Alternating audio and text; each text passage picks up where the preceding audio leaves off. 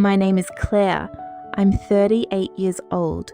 I teach music at an elementary school in Nashville, Tennessee. I have a son named Noah. He's 10 years old. He plays piano already, badly, enthusiastically, in the way that makes you certain he will eventually be good. I want to tell you about Noah's father and about what it cost all three of us when he decided, without any evidence, that Noah wasn't his. I want to start at the end, or what I thought was the end, because that's where the whole thing arrives. 10 years after my husband Marcus walked out, he called me. He said he wanted to be part of Noah's life. I said, before we discuss that, I need a DNA test. 3 weeks later, I was sitting at my kitchen table, holding the results. Marcus is Noah's biological father. He always was. He just didn't know that for 10 years because he never bothered to find out. Marcus and I had been together for 4 years before we married. We were 25 when we met. I thought I knew him completely. He was kind in the daily way, the way that shows up in small things. He fixed things when they broke. He remembered what I was anxious about and asked about it days later. He was the person I called first when anything happened, good or bad. We were, I believed, the kind of couple that was going to be okay no matter what. I was half right. We were going to be okay. He was not. We found out I was pregnant in March. We had been trying for 8 months. Long enough to wonder, not long enough to worry. When the test came back positive, Marcus came home to find me sitting on the edge of the bed holding it. He stood in the doorway, still in his coat, and looked at me and then at the test and then back at me. And he said, "Yeah?" And I said, "Yeah." And he sat down next to me, and we stayed there for a long time without saying much else. That was one of the happiest nights of my life, and it was the beginning of everything that came apart. About 6 weeks into the pregnancy, something changed in Marcus. I noticed it before he said anything, a new quietness, a distance that hadn't been there before. He said he was stressed about work. I believed him. Then one night he asked me very carefully if I was certain the baby was his. I said yes, of course yes. I had not been with anyone else. I told him this clearly, without drama, because the truth is easy to say when it is simply the truth. He said, "Ai Ja, I know, I'm sorry, I don't know why I asked." But the asking had already happened, and it didn't leave. Over the following weeks, the question came back, not always directly, sometimes as a silence at a particular moment, sometimes as a comment that stopped just short of being an accusation. I answered every version of it, patiently at first, then with frustration, then with a grief I didn't have words for, the grief of being doubted by the person who was supposed to know you. There was no evidence against me. There was no specific person he suspected. He was looking for proof of something that didn't exist. And the absence of proof to him was not reassurance. It was just absence. Diantao. In the 7th month of my pregnancy, Marcus said he needed space. He said he was struggling, that he couldn't resolve what was in his head, that he needed to leave for a while. I said, "You are leaving a pregnant woman in her 7th month because of a thought in your head that has no basis." He said, I know, I'm sorry, I can't explain it." He packed a bag. He walked out the front door. He did not come back for the birth. He did not come back at all. Noah was born on a Wednesday in June, 7 pounds, 1 ounce. My mother was at the room with me. My sister was outside in the hallway. The chair beside the hospital bed was empty. I held my son for the first time, and I thought, I am going to love you so completely that the empty chair won't matter. I have been working on making that true ever since. Most days I think I've succeeded. Some days the chair is still empty, in a way I notice. Noah was born on a Wednesday in June, 7 pounds, 1 ounce. My mother was at the room with me. My sister was outside in the hallway. The chair beside the hospital bed was empty. I held my son for the first time, and I thought, I am going to love you so completely that the empty chair won't matter. I have been working on making that true ever since. Most days I think I've succeeded. Some days the chair is still empty, in a way I notice. He called on a Thursday morning in April. Noah had just left for school. The number wasn't saved in my phone, I had deleted it years ago, but I recognized it when it appeared. I almost didn't answer. I answered. He said, Claire, it's Marcus. I said, I know. He said he had been thinking about Noah for a long time, that he wanted to do right by him. I said, what changed? He said, everything, and I know that's not enough. I know it. I told him I would consider what he was asking. Then I said, before anything else happens, I need a DNA test. He was quiet for a moment. He said, I believe you, Claire. I know he's mine. I think I always knew. I said, I'm not asking for belief. I'm asking for proof. The same proof you should have asked for 10 years ago instead of leaving. He said he would do it. He did it. 3 weeks later, I had the results in my hand.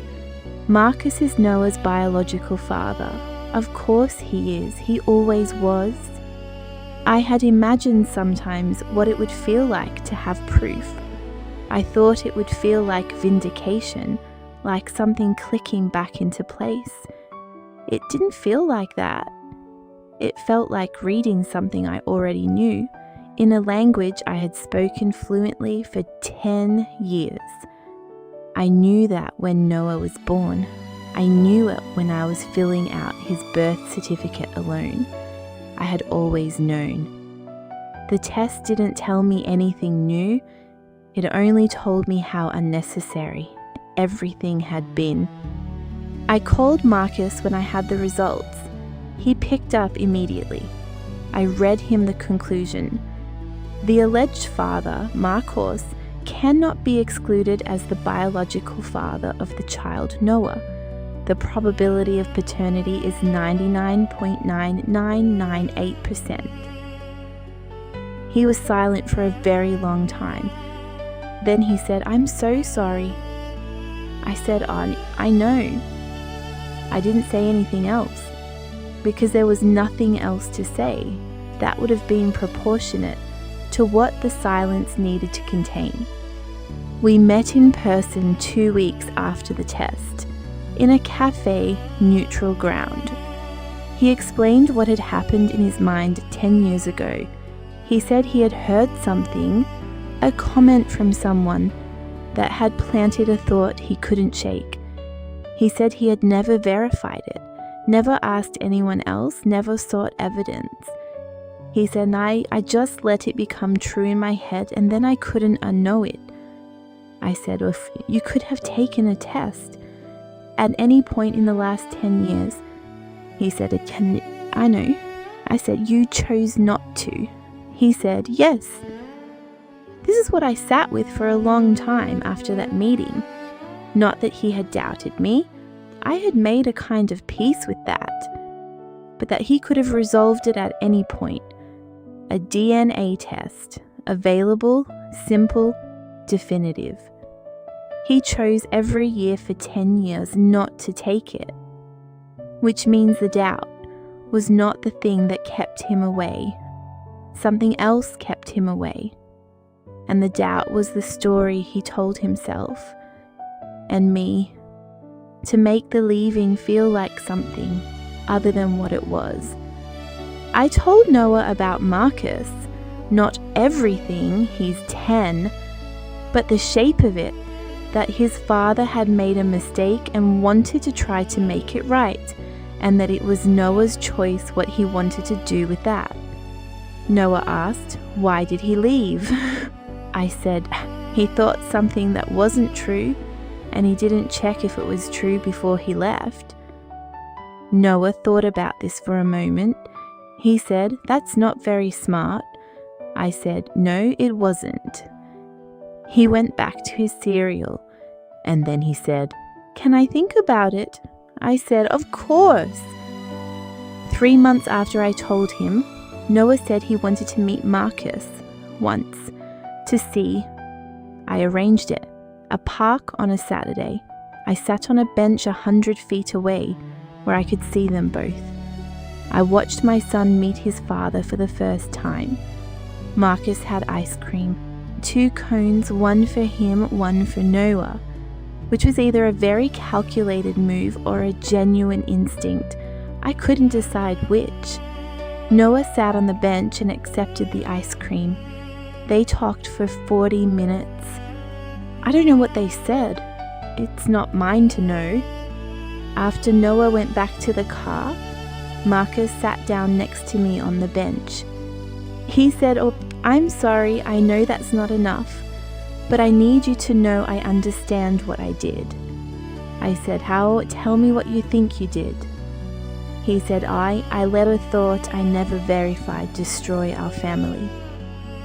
I took the easy thing, leaving, instead of the hard thing, finding out the truth.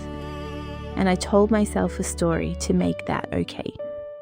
I said, "That's accurate." He said, "I know it doesn't fix anything." I said, "No, it doesn't." And then we sat there in the afternoon light for a while without speaking. The question I've been sitting with since all of this is one I don't have a clean answer to. What do you do with an apology for something that cost 10 years?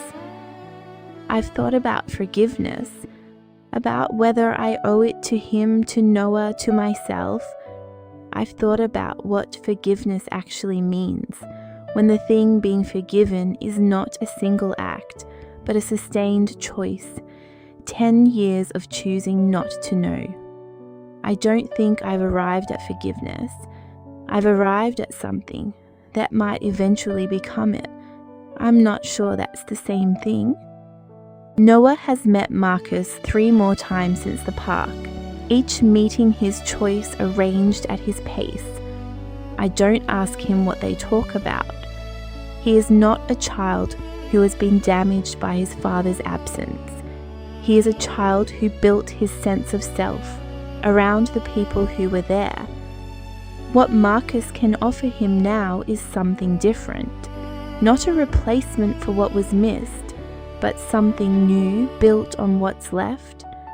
Whether that's enough for Noah is Noah's question to answer, not mine. I want to be honest about what I'm still angry about, not about the doubt itself. Doubt can happen. What I'm angry about is the 10 years of choosing not to verify. A DNA test costs less than $200.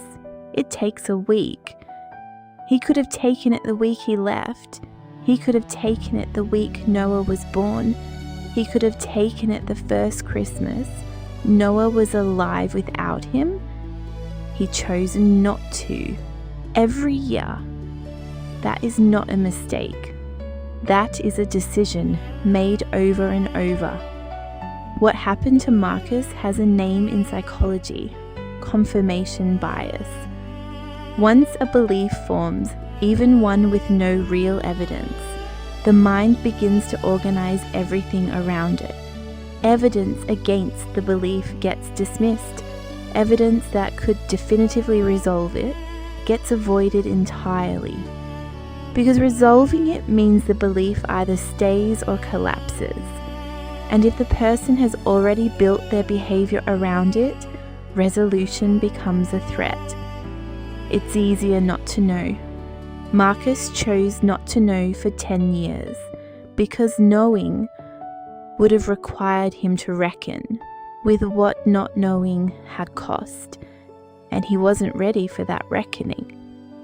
I want to say something to anyone who has ever had a thought like the one Marcus had, a doubt about someone they love, a suspicion without solid evidence. I'm not saying your feelings aren't real. They are. Doubt is real. What I'm saying is verify it. Whatever the question is, verify it. The uncertainty does far more damage than the answer, whatever the answer turns out to be. If Marcus had taken a test 10 years ago, one of two things would have happened. He would have found out Noah was his, and our family would have stayed. Or he would have found out something different, and we would have had an honest ending. Either way, Noah would have had a father in the room. I want to say something about the experience of being the person who is doubted.